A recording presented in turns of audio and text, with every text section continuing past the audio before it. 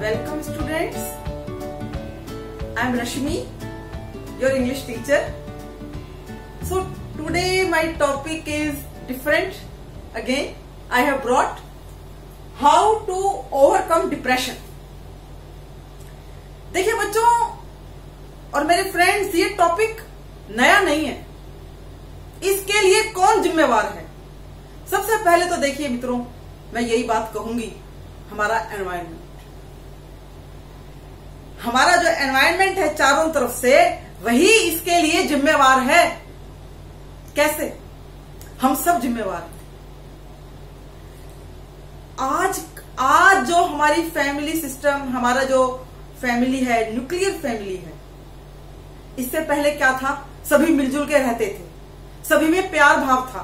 तो ये जो दिक्कत आ रही है, और उसके बाद जो पेरेंट्स की जो सबसे बड़ी कमी निकल कर आ रही है साथियों, वो है कंपटीशन.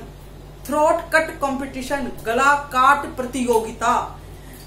ये जो डिप्रेशन है, ये जो निराशा है, अवसाद है, एक दिन में नहीं आता.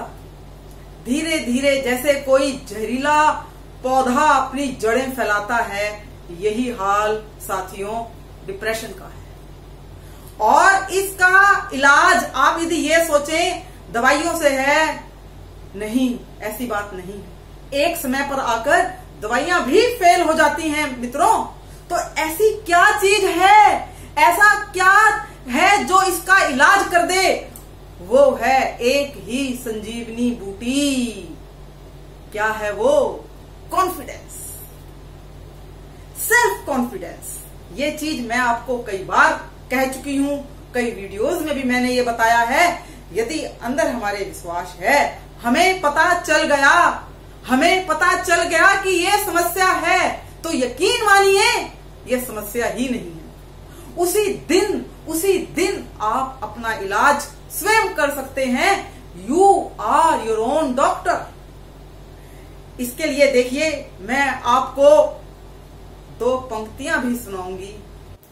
गर आसमां को जिद है, गर आसमां को जिद है, किसी का आशियाना बिगाड़ने की, उजाड़ने की, तो मुझे भी जिद है, तो मुझे भी जिद है तूफान में अपना घर बनाने की.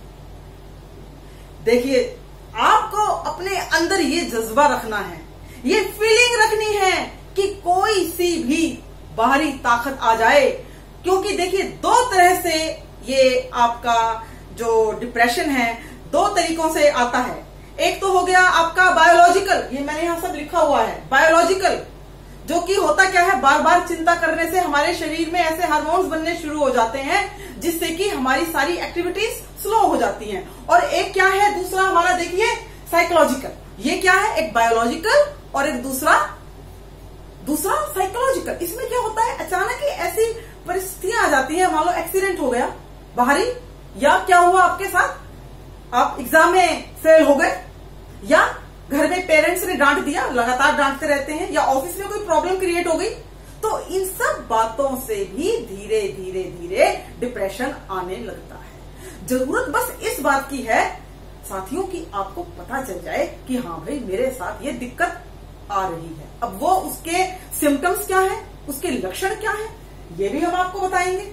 देखिए, एकदम से तो कुछ होता नहीं. मैंने आपको जैसे बताया है, स्लो प्रोसेस है ये. सबसे पहले क्या होगा, हमारे को कई बार भूख नहीं लगती, या बहुत ज्यादा भूख लगती है. दूसरे, नींद नहीं आती, स्लीपिंग डिसऑर्डर, चिड़चिड़े हो जाते हैं, एग्रेसिव हो जाते हैं बहुत ज्यादा, या चुपचाप बैठे रहते हैं एकांत में, कुछ मन ही नहीं लगता किसी काम को करने में. पढ़ाई कर रहे हैं तो किताब तो आंखों के आगे है, मन कहीं और है. क्लास में टीचर क्वेश्चन पूछ रही है, महाशय को पता ही नहीं टीचर क्या, यस मैडम, क्या मैडम, क्या मैडम, जबकि बिल्कुल आंखों के सामने बैठे हुए हैं. और ऑफिस में भी यही समस्या आ जाती है, फिर बॉस से भी डांट पड़ती है. इससे क्या होता है, जो नेगेटिविटी है वो और ज्यादा बढ़ जाती है. तो ये तो इसके लक्षण हैं, चिड़चिड़ा हो जाना, एग्रेसिव होना, भूख न लगना, बिल्कुल ही शरीर एकदम से निढाल सा रहना हर समय, बिल्कुल ही मरे मरे से चले जा रहे हैं। एक तो आपके ये सारे सिम्टम है, और दूसरी सबसे बड़ी बात क्या है, जो हम सब साथियों को, हम सब टीचर्स को, पेरेंट्स को, आपकी तरफ से भी मैं कह रही हूं, आप ये मत सोचना, पेरेंट्स भी बराबर रूप से शामिल हैं। आप अपने आप को अलग नहीं कर सकते।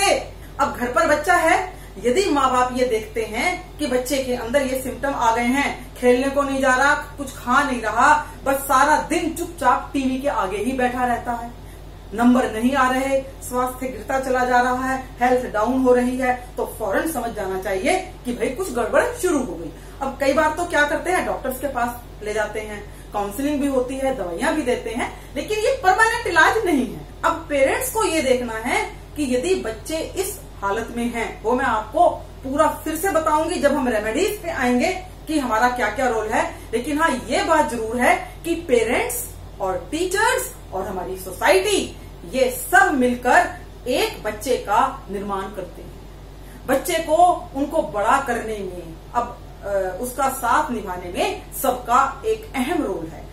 यदि अब एडल्ट भी हो गए हैं, युवा वर्ग में आ गए हैं, या और ओल्ड एज आ गए हैं, मैंने 3 स्टेजेस लिखी है, ओल्ड एज में भी बहुत ज्यादा डिप्रेशन आ जाता है। वो क्या डिप्रेशन आ जाता है कि बहू बेटे बात नहीं कर रहे, क्या लगता है, अरे भाई ये क्या जीवन हो गया, मैं तो बिल्कुल ही बेकार हो गया। ऐसे नेगेटिविटी के विचार आते हैं, मेरा कोई मित्र नहीं है इस दुनिया में, मैं बिल्कुल तन्हा हूं और भीड़ में अकेला हूं। और इसका अंजाम क्या होता है साथियों, आप जानते ही हैं, लास्ट स्टेप बहुत बुरा होता है, सुसाइड, चाहे युवा वर्ग हो चाहे ओल्ड एज हो। तो इसीलिए हमें nip the evil in the bud करना है। हमें जब पता चल जाता है कि यहाँ डिप्रेशन स्टार्ट हो चुका है, तो हमें उसी समय अटैक करना है। कैसे अटैक करना है, लड़ोगे क्या, नहीं, हमें बहुत साइकोलॉजिकली, बहुत प्यार से टैकलिंग करनी है, ताकि ये उसे बच्चे को पता भी ना चले, बड़े को पता भी ना चले कि उसका इलाज हो रहा है। यदि पता चल गया या उसे पता भी चलने दें, तो उसको अपने साथ शामिल करें कि देख भाई ये समस्या है, और वो उस पर एडमिट भी हो जाए बड़ा, तब तो समझ लीजिए, मैं आपको दावे से कह रही हूँ ये बात साथियों, बिल्कुल 100% मैं आपको गारंटी से कह सकती हूँ कि उसी दिन इलाज होना स्टार्ट। कोई घबराने की जरूरत नहीं। इतने अफसाने बने हुए हैं डिप्रेशन के, वो उसी दिन खत्म होने शुरू हो जाएंगे यदि खुद आप अपने से कहना शुरू कर दें, yes I can cure, I am my own doctor. तो अब हम रेमेडीज पे आ जाएं। हम कैसे रेमेडीज करेंगे, तो पहला तो आपको पता चल ही गया सुधारने का तरीका, कि जब हम अपने मन में ठान लेंगे कि मैं अपना इलाज खुद कर सकता हूँ। भाई ऐसी क्या बात आ गई है जो आप इतने परेशान हैं, क्यों पास्ट में जा रहे हैं बार बार कि अरे मेरे एक बार नंबर अच्छे आ गए थे, अब तो मेरे नंबर नहीं आए, टीचर्स भी मुझे बार बार डांट रहे हैं, घर पर भी मुझे बार बार कह रहे हैं, पिताजी कह रहे हैं अरे घर से बाहर निकल जा, माताजी कह रही है रोटी नहीं दूंगी। ये तो देखो भाई गलत काम है? तो इसके अंदर हम सब दोषी हो गए ना, सही बात आई। तो अब हमें क्या करना है साथी, एक तो बच्चे का योगदान तो हो ही गया, और दूसरे देखिए उसमें ये करना है कि हमें धीरे धीरे आदतें सुधारनी हैं। उस यंग पर्सन को भी धीरे धीरे कोशिश ये करनी है कि अपनी लाइफ में एक मैनेजमेंट जो सिस्टम है वो लागू करें। समय पे उठना, समय पर सोना, और हाँ डाइट में ये नहीं, ये देखिए मैं यहाँ डाइट भी लिखा है कि आप लगातार जो है जंक फूड खा रहे हैं। साथियों आज ये भी बहुत बड़ा कारण है डिप्रेशन का, जंक फूड खाते हैं, हर समय टीवी के आगे बैठे रहते हैं, हर समय मोबाइल पे गेम खेलते रहते हैं, और किताबें पढ़ते नहीं, मोटिवेशन आती नहीं। तो अब बताइए, पेरेंट्स घर पर है नहीं, टीचर्स ने डांट दिया, तो डिप्रेशन तो आएगा ही। तो इसके लिए अब देखिए उसके लिए क्या करना है।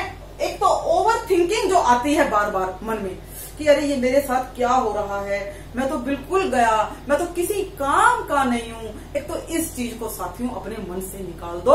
आप बहुत काम के हैं, आप बहुत वैल्यूएबल हैं, अच्छा घर भी दिया है, सब कुछ दिया है, तो आप बेकार क्यों हो गए? आप औरों की हेल्प कीजिए, जिम्मेवारी शेयर कीजिए।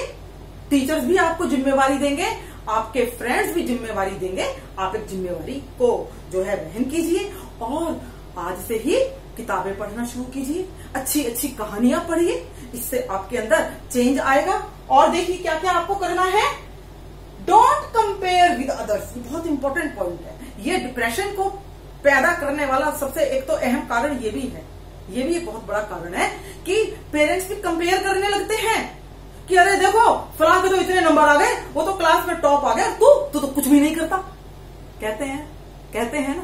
तो इस चीज को भी हम सबको मिलकर खत्म करना है। अरे जितने नंबर आ गए बेटा और आगे मेहनत कर।